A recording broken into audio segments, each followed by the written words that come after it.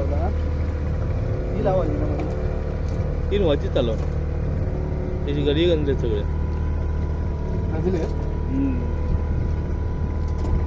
त्याचीच टाक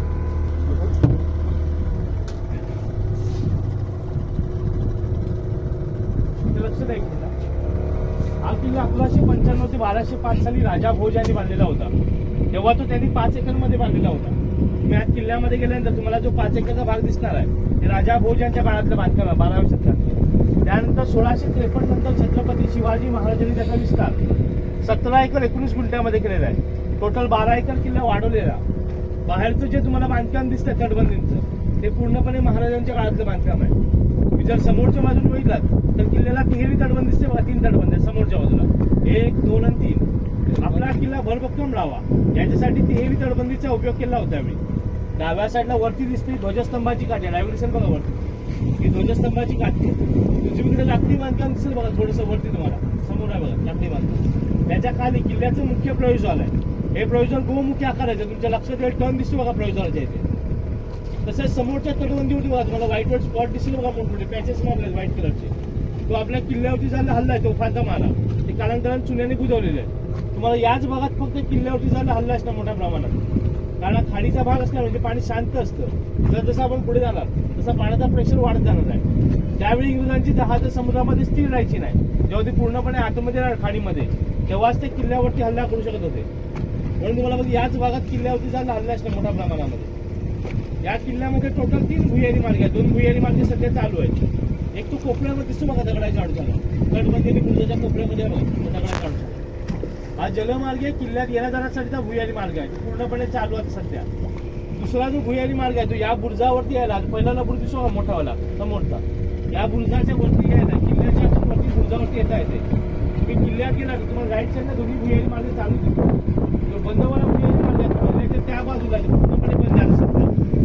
हा जो पहिला भुयारी मार्ग दाखवला होता तुम्हाला त्याचा जो खालचा भाग आहे पाण्यातला या भागात आपली जहाज त्यावेळी अँकरिंग करून असायची नांगर टाकून असायची. त्या भागात धान्य साठा दारू गोळा या भुयारी मार्गे किल्ल्यामध्ये सप्लाय व्हायचा आणि आपली जहाज शत्रूला दिसून नये त्याच्यासाठी ती समोरची तटबंदी बांधली बघा. छोटा भाग दिसतो खालचा तटबंदीचा.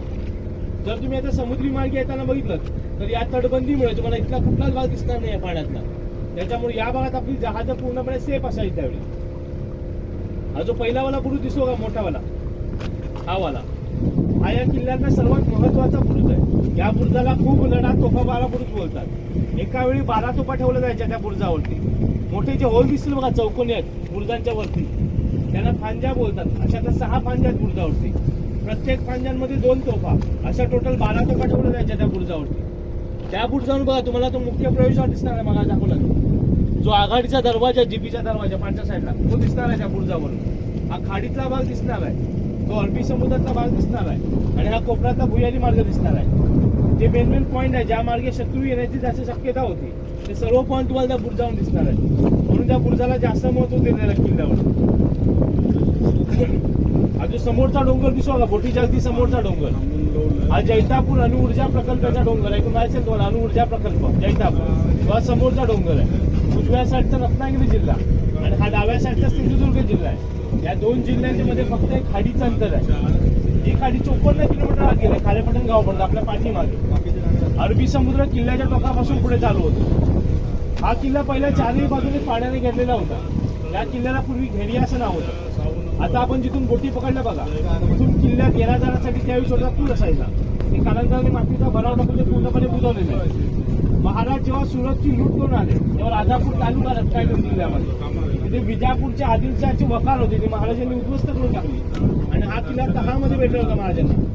महाराजांनी जेव्हा हा किल्ला ताब्यामध्ये घेतला ते विजय संवत्सर वर्ष होतं आणि विजयादशमीचा शुभमुहूर्त होता. त्या विजयादशमीच्या शुभमुहूर्तावर या किल्ल्याला विजयदुर्ग असं नाव दिलेलं आहे. सुरतच्या लुट्यातून जो पैसा आला त्या पैशातून या किल्ल्याचा विस्तार आणि मालवणचा सिंधुदुर्ग किल्ला बांधलेला आहे. विजयदुर्ग हा जलदुर्गाची राजधानी आहे. महाराष्ट्रामध्ये जेवढे जलदुर्ग आहेत त्याचा हा मेन आहे विजयदुर्ग किल्ला राजधानी. तसेच मराठा आरमाराचे केंद्रबिंदू आहे मुख्य किल्ला मराठा आरमाराचा. इथून तुम्ही 2 किलोमीटर वापस मागे गेलात तर तुम्हाला रामेश्वर मंदिर लागलं बघा. जाता राईट साईडला 2 किलोमीटरला रामेश्वर मंदिर हे संभाजी आंग्रेंच्या काळातलं मंदिर आहे. कान्होजी आंग्रेंचे मुलगे संभाजी आंग्रे त्यांच्या काळातलं ते मंदिर आहे. त्या मंदिराच्या डाव्या साईडला तुम्हाला संभाजी आंग्रेंची समाधी बघता येईल. त्या किल्ल्यामध्ये गेल्यानंतर तुम्हाला डाव्या साईडला पहिला खलबतखाना बघायला भेटणार आहे. खलबतखाना हा प्रत्येक किल्ल्यावरती नसतो, जे मुख्य किल्ले असणार राजधान्या त्याच किल्ल्यावरती तुम्हाला बघायला भेटणार आहे.